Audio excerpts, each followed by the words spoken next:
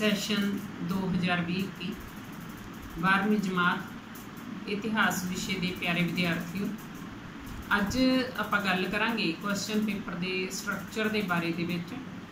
तुहाडे सिलेबस दे विच चाहे कोई बदलाव नहीं होया, सिलेबस पिछले सैशन वाला ही है, पर तुहाडे क्वेश्चन पेपर के स्ट्रक्चर के विच प्रश्न पत्र की बनतर दे विच काफ़ी बदलाव होया। आपां उहदे बारे गल करांगे। पहली गल कि तुहाडा जिहड़ी थ्योरी का पेपर आ 80 नंबर का होगा, जो कि पिछले सैशन दे विच 90 नंबर का सी। 10 नंबर की CCE सी। इस बार तुहाडा 80 नंबर का थ्योरी का पेपर आ ते 20 नंबर तुहाडे प्रोजैक्ट वर्क दे आ। प्रोजैक्ट वर्क की है उहदे बारे भी गल करांगे। पहला आपां थ्योरी की गल करते हैं। थ्योरी दे विच तुहाडे क्वेश्चन पेपर के जिहड़े 5 भाग बने होणगे, section A B C D E। पहले सैक्शन दे विच तुहानूं 20 नंबर के एक प्रश्न 20 नंबर के प्रश्न आने 20 प्रश्न आने आ, एक अंक का एक प्रश्न, कुल अंक 20।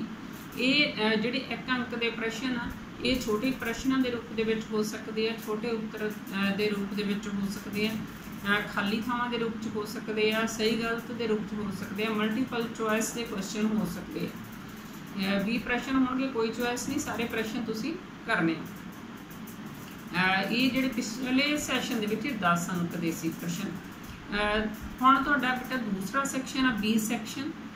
B सैक्शन दे विच तुहाडे कोले 4 सब पार्ट होंगे, मतलब 4 क्वेश्चन पूछे जाएंगे।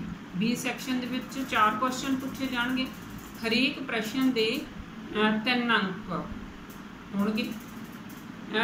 तुसी 4 ही प्रश्न करने हैं, कोई चॉइस नहीं है, क्योंकि कोई वाधू क्वेश्चन नहीं, 4 प्रश्न ही पूछने, असीं 4 के जवाब देने हैं।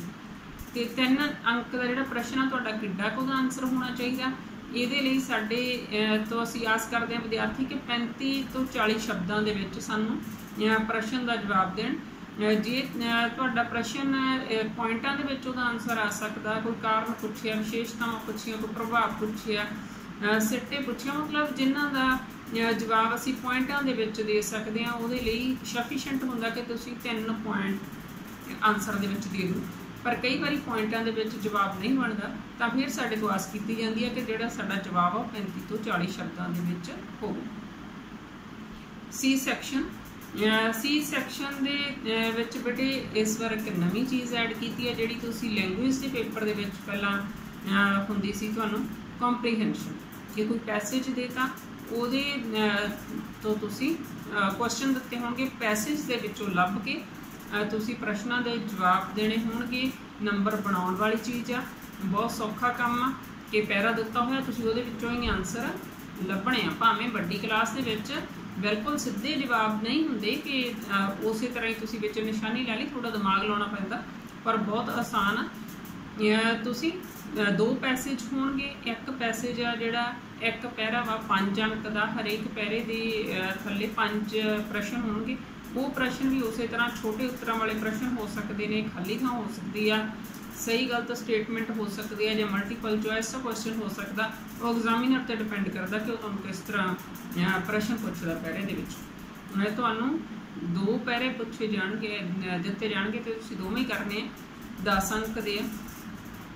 D section. D सैक्शन दे विच बेटे तुहानूं 6 नंबर के 6 नंबर वाले जिहड़े प्रश्न आ पूछे जाने आ। पिछले सैशन दे विच 5 अंक वाले प्रश्न सी।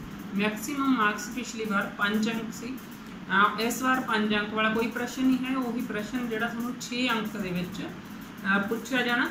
इहदे विच साडे लई एक आसानी है कि इहदे विच सानूं चॉइस मिलनी है कि सानूं 7 प्रश्न पूछे जाने ने, जिहदे विचों असीं 4 प्रश्न आ जिहड़े वो हल करने आ। चाहे ये प्रश्न किड्डा क होना चाहिए वा, ये है कि इहदा जवाब आ जिहड़ा 100 तो 150 शब्दों के विच होना चाहिए। उस तरह ही आ कि जे सानूं पॉइंट किसी प्रश्न का जवाब पॉइंटां दे विच जे असीं दे सकते हैं, तो असीं कोशिश करनी है कि असीं पॉइंटां दे विच देईए। तो उहदे नाल इह हुंदा कि असीं 6 पॉइंट असीं लिखते तो एग्जामिनर साडे नंबर नहीं कटदा, सानूं 6 दे 6 नंबर पूरे मिल जाते हैं। पर कई बार नहीं दे हुंदा पॉइंटां दे विच जवाब, पैरे दे रूप विच भी देना पैंदा, तां साडा जिहड़ा जवाब आ 100 तो 150 शब्दों के विच होना चाहिए। सैक्शन ई सैक्शन ई बेटा मैप का क्वेश्चन आ, वो भी बहुत आसान आ क्योंकि 5 मैप ने तुहाडे सिलेबस दे विच। 5 दे विचों भी सानू जिहड़ी हैगी आ चॉइस नाल साथों पुछया जांदा, भाव 2 नक्शे दिते जाणगे, 2 दे विचों तुसीं कोई एक नक्शा करना, पंजाब दा नक्शा या पुराने पंजाब दा नक्शा 1947 तो पहला वंड तो पहला दा पंजाब, वो नक्शा असीं करना। दोवां दे विचों असीं एक नक्शा करना होगा। 2 पार्ट्स दे विच इहदे जिहड़े नंबर हुंदे ने, तुहानूं 10 अंक आ जिहड़े तुहाडे नक्शा भरन दे आ ते 4 अंक आ जिहड़े वो व्याख्या करन दे आ। इहदे विच चेंज आ कि पिछली बार सीगे जिहड़े 5 स्थान पुछे जांदे सीगे, 5 स्थान तुसीं भरने हुंदे सी।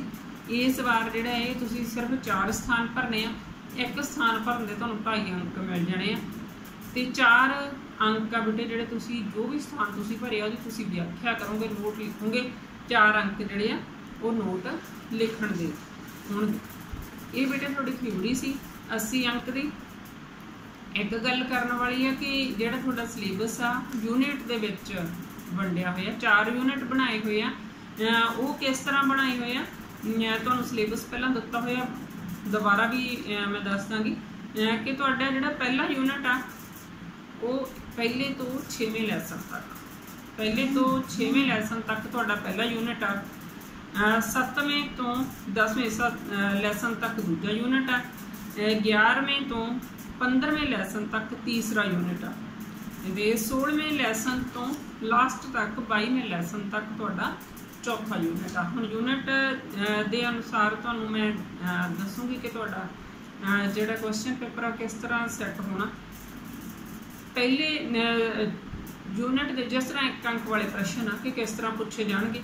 एग्जामिनर जिहड़ा हैगा 4 यूनिटां दे 4, ये नहीं होगा कि एक यूनिट दे विचों उहने बहुत सारे क्वेश्चन पाते, पहले यूनिट दे विचों भी 5 प्रश्न चक्कूगा जदों 1 अंक वाले प्रश्न तुहानूं पुछणे आ, दूसरे चो भी, तीसरे चो भी, चौथे चो भी, भाव 4 यूनिट्स के विचों 5-5 अंक दे 5-5 प्रश्न आ जिहड़े वो पूछे जाणगे।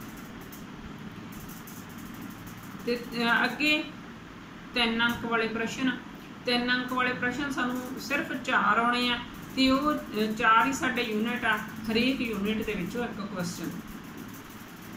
फिर तुहानूं बेटे 2 पैसेज जिहड़े कॉम्प्रीहेंशन दे पै रहे आ, वो पहले 2 यूनिट दे विचों एक ते पिछले 2 यूनिट दे विचों एक। फिर जिहड़े 6 अंक वाले प्रश्न आ वो तुहानूं 4 होने आ, ये जरूर होगा कि हरेक यूनिट दे विचों एक क्वेश्चन जरूर लिया जाऊगा क्योंकि 7 प्रश्न पाने आ, इसलिए 3 यूनिट्स दे विचों 2-2 प्रश्न पूछ ले जाणगे ते एक यूनिट दे विचों एक जिहड़ा प्रश्न आ वो पूछ लिया जाऊगा। इत्थे साडे कोले चॉइस होगी कि असी 6 नंबर वाले प्रश्न जदों करांगे उदों असी कोई यूनिट छड्ड भी सकते होवांगे क्योंकि चॉइस आ साडे कोल। हुण बेटे गल करदे आ जिहड़ा आपे थ्योरी की गल होगी कि 80 नंबर की थ्योरी है। हुण आपां गल करदे आ कि 20 अंक का जिहड़ा सानूं प्रोजैक्ट वर्क आ की है। प्रोजैक्ट वर्क है बेटा तुसीं अपने सिलेबस के विचों कोई टॉपिक ले लेना, उहदे बारे तुसीं आप लिखना वा। रिसर्च वर्क आ, रिसर्च वर्क हुंदा कि तुसीं उस टॉपिक नाल संबंधित कितनियां किताबां कंसल्ट कर सकते हो, न्यूज़पेपर तो तुहानूं कुछ मिलदा उत्थों तुसीं ले सकते हो, इंटरनेट की मदद ले सकते हो। तो तुसीं अपना जिहड़ा प्रोजैक्ट अपनी लैंगुएज दे विच लिखोगे। ये नहीं होगा कि तुसीं कि कोई नकल मार के किसी एक किताब चो नकल मार के लिख ली, या किसी एक बच्चे ने लिख लिया तो दूजे बच्चे ने वह देख के लिख लिया कि अपनी फाइल दे मैं भी इस तरह ही लिख लेना। उस तरह नहीं होगा कि किसी बच्चे का एक दूजे के नाल काम नहीं मिलना चाहिए, तुहाडी अपनी मेहनत होनी चाहिए। तो लिमिटेशनस होंदियां ने जदों असी इस तरह लिखते हैं। लिमिटेशनस तो भाव आ कि जो तुसी किताबां नूं कंसल्ट करते हो, एक तत्थ किसी किताब में किसी तरह हुंदा ते दूजी किताब चो भी चीज़ नूं किसी तरह होर लिखिया हुंदा, तो ये फिर असी देखना हुंदा कि सही की है। इंटरनेट का भी इसी तरह ही है, जो तुसी इंटरनेट तो किसी चीज़ बारे सर्च करते हो तो सैकड़े की गिनती के विच जवाब तुहाडे सामने खुल जाते हैं। जरूरी नहीं हुंदा कि वो सारे सही हो, कि असी अपना कितना क दिमाग लाया किसी चीज़ नूं सर्च करने लगे। ਹੁਣ ਇਹਦੀ भी अगे अंक वंड की हुई है कि 20 अंक तुहानू किस तरह नाल देने आ, किस तरह का तुसी तैयार किया वा, तुहाडा फॉर्मेट किस तरह का तैयार जो तुसी तैयार किया, किहड़ी चीज़ नूं तुसी कंसल्ट किया, उहदे नाल संबंधित तुहाडा प्रैक्टिकल होऊगा जिस तरह दूजे सबजैक्ट्स का हुंदा वा। ते तुहाडी रिसर्च दे विचों ही तुहाडे तो क्वेश्चन पूछे जाणगे, उहदे तुसी जवाब देने होणगे। एक बेटे 2 अंक ये इसी प्रोजैक्ट दे विच कि तुहाडा जिहड़े बुक बैंक नूं जिहड़ियां स्कूलों दे विच बुक बैंक्स बणीआं होईआं ने कि तुसी अपनी किताबां डोनेट कर दिंदे हो जाण लगे अपनी क्लास तो बाद, उस बुक बैंक दे विच तुहाडा की योगदान रहा वा, उहदे भी 2 अंक मिलणगे। ये सी बेटे तुहाडे क्वेश्चन पेपर के बारे च कि क्वेश्चन पेपर प्रश्न पत्र की तुहाडी रूपरेखा जिहड़ी नवे सैशन वाले विद्यार्थियों की वो किस तरह की होगी। उम्मीद है कि तुहानू समझ आ गया होगा। फिर भी जे तुहानू किसी गल की कोई समझ ना लगी हो तो तुसीं क्वेश्चन पूछ सकते हो। धन्यवाद।